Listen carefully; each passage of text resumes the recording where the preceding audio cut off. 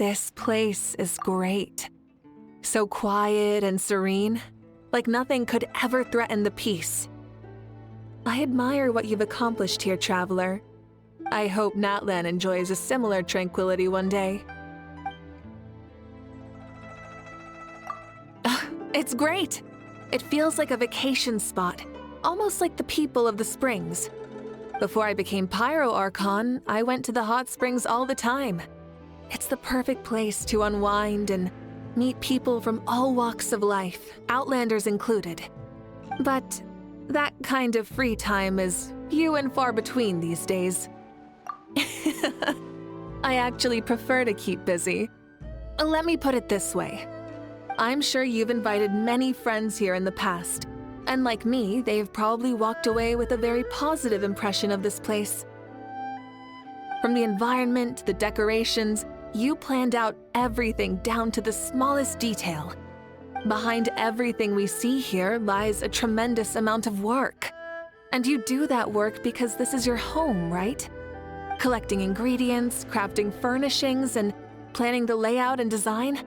I'm sure all of that kept you very busy. Exactly. That's how I feel about Natlan. Some bear their responsibilities like a burden, out of a sense of identity or obligation.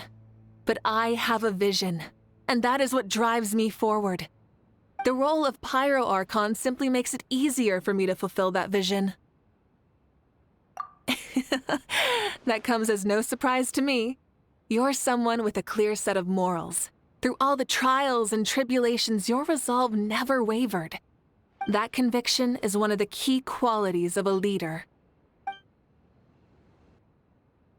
It's all right. That's just my own take on things. Based on what I've seen, you have your own understanding of the world and your place in it. So just believe in yourself. You're on the right path. Oh, sure. I took some time to walk around this place and came up with a few suggestions. Maybe you'll get some inspiration. From the look on your face, you were hoping for a more casual conversation. That's very valid. My apologies, I can never seem to stop working. Let me guess. They also have high standards for themselves and their surroundings. Of course, not everyone's like that, and I respect other people's choices. So I try to operate without imposing my habits on anyone else. We're all human, which means we're often at the mercy of our emotions. When we get tired or annoyed, we lose focus, and it's hard to be efficient. No matter how urgent or important in that situation, it's better to put the work aside and get some rest. You're not wrong. I used to think some people were just built that way, so conscientious by nature that they just can't tear themselves away from their work. But eventually, I realized it's not a character trait at all, but a reaction that stems from prolonged periods of anxiety and stress. There are many possible factors: lack of recognition, family issues, disrupted sleep, lack of exercise. I try to ensure that we have enough manpower at our disposal so everyone can afford to take breaks. The shamans from the Masters of the Nightwind can also help relieve stress. Thankfully, I'm quite the workaholic, so even if a lot of people go on break at once, it's all the same to me. Well, that depends on the context. I don't view it as some kind of inherent evil. It's a choice. All I need to know is whether someone is driven by the same vision. Of course, actions speak louder than words in that regard. I can talk with them, offer suggestions, and guide their next steps. There will always be things I don't understand, but as the Pyro Archon, I can still help people find the right path forward. But first and foremost, they have to be willing. And that is not a decision I can make for them. I wouldn't go that far. I just don't want everyone to turn into a workaholic like me. After all, that lifestyle's not for everyone. Plus, it leads to a more relaxed atmosphere, which is better for everyone, don't you think?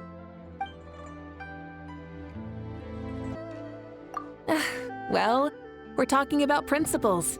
In a vacuum, I'm sure it sounds vague and impractical. But in practice, there are a variety of factors I consider. Still, I won't refute your assessment. I consider myself an idealist after all. In my experience, surrounding yourself with people who share a common ideal can be a very powerful thing.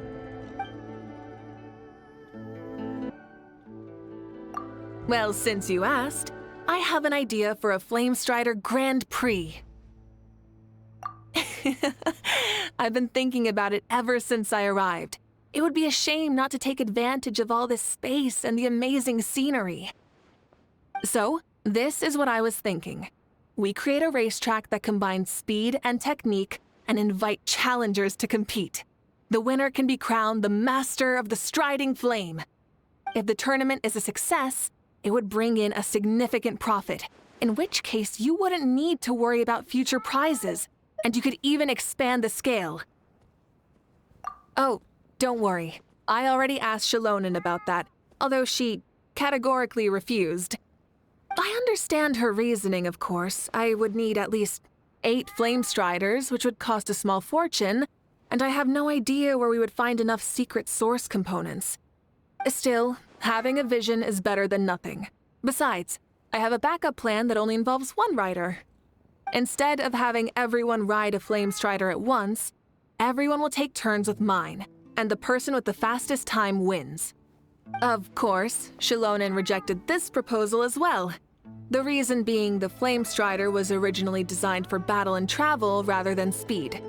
Several modifications would need to be made to operate at high speeds, which means faster wear and tear and more maintenance. In short, we cannot sacrifice the core function of the Flamestrider for our own entertainment. True. But that also means we could just design a new Flamestrider built entirely for speed. I'll make a quick sketch and show it to Shalonen right away. Morning. Another busy day lies ahead, and I'm ready to tackle it head on.